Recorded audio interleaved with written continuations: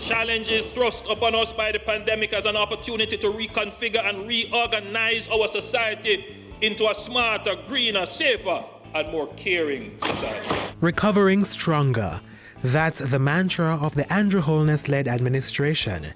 And in financial year 2021-2022, plans have been set in motion to do just that. In the midst of crisis, this government has not faltered, and we are turning crisis into opportunity. You can feel secure and confident that this government will continue its wise and judicious management of your affairs, protecting both your life and life. A year into the COVID-19 pandemic, the state has introduced stricter containment measures to include a ticketing system. There's been an increase in bed capacity with the build-out of field hospitals. Testing capacity has also been improved. Chase has been directed to fund the acquisition of a genome sequencer and the requisite accessories and reagents. And the vaccination program has begun. We expect to continue receiving small amounts, but sufficient supplies to keep our vaccination program active.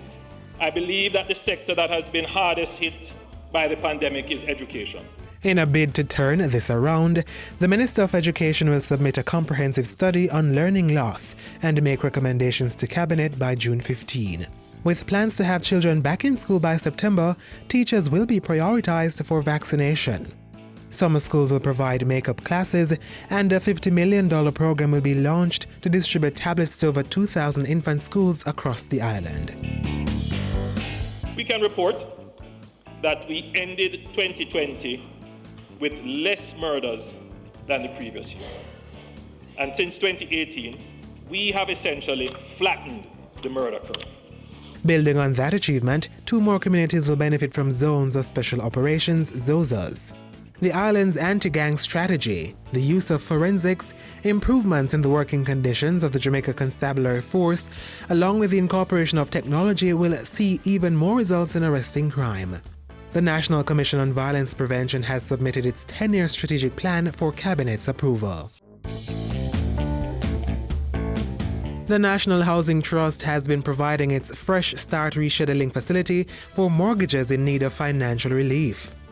The cash funds granted to public sector workers have been extended until April 2022, and unemployed contributors and mortgages may access their contribution refunds 1 year in advance. A low-cost housing design competition will be launched to provide affordable and climate-resilient houses under the new social housing program.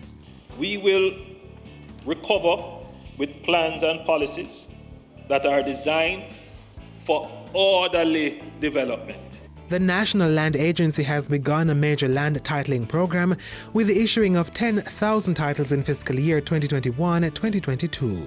The NLA will implement an electronic title registration system available to professionals, attorneys, mortgagees, and surveyors to replace the existing paper-based system. Environmental protection is twinned with the orderly use of lands. As such, the state will be promulgating a new Protected Areas Act to create a national protective areas system. And plans are in place to develop a special fund to acquire lands considered environmentally sensitive. A master plan is being prepared for the holistic and sustainable development of Halfway Tree and Constant Spring Road local planning areas. Infrastructure investment is not merely about projects and assets. It's about using the physical building structure to enhance lives. The new Houses of Parliament complex is slated to start early in the 2022-23 financial year. Phase 2 of the Port Royal Cruise Terminal is expected to be completed in the year. Upgrades to the Freeport Terminal in Montego Bay are ongoing, and plans are in place to transform the Freeport roadway. A new town centre is planned for Falmouth in Trelawney. The multi-year project is to be developed on 50 acres of land near the town. We intend to make Falmouth, with all its rich history, a premier destination for cruise and attractions, as well as a centre for lifestyle and long-stay leisure.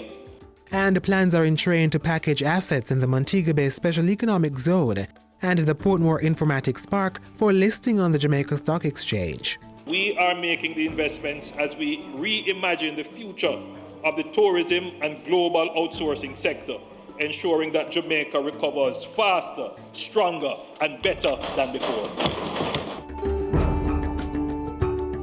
At the Urban Development Corporation, the $1.3 billion free access Harmony Beach Park in Montego Bay is now complete. The agency will also continue work on the Montego Bay waterfront, complete feasibility studies for the Montego Oceanarium, develop the 28-kilometer Kingston Harbour Walk, and create a climate park in Portmore St. Catherine. We will recover, and we will recover stronger. The $1.2 billion Montego Bay Perimeter Road project, which is fully funded by the Government of Jamaica, will get underway in the fiscal year. The Southern Coastal Highway Improvement Project will be fast-tracked in the year. As part of the project, a bypass road will be created for Port Antonio in Portland. Bridges in St. Thomas, St. Mary, Portland, and St. Andrew will receive needed attention. 6 projects are being prioritized to improve congestion, increase road safety, and provide water and sewerage to support future development. The NAA is ready to commence the Lentman program in 2021-2022 with a pilot that will run from Dunrobin Avenue along Washington Boulevard to Mandela Highway, leading to the Jose Marti roundabout. The agency will also spend $50 million on a road safety program. Over the National Water Commission, the $4 billion St. Andrew Transmission Main Upgrade Project continues.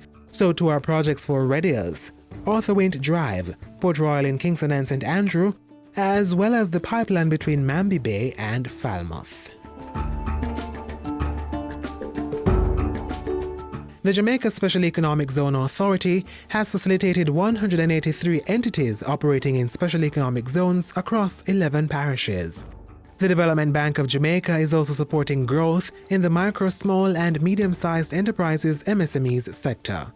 $4 billion in loans have been approved, 163 guarantees valued at $851.2 million have been issued, and funds have been secured to increase the bank's credit enhancement facility. The DBJ will be launching Go Digital on the 1st of April 2021. A new and revolutionary technical assistance program geared to promote the adoption of cutting-edge technology practices among MSMEs by providing vouchers that are redeemable at the approved business development organization.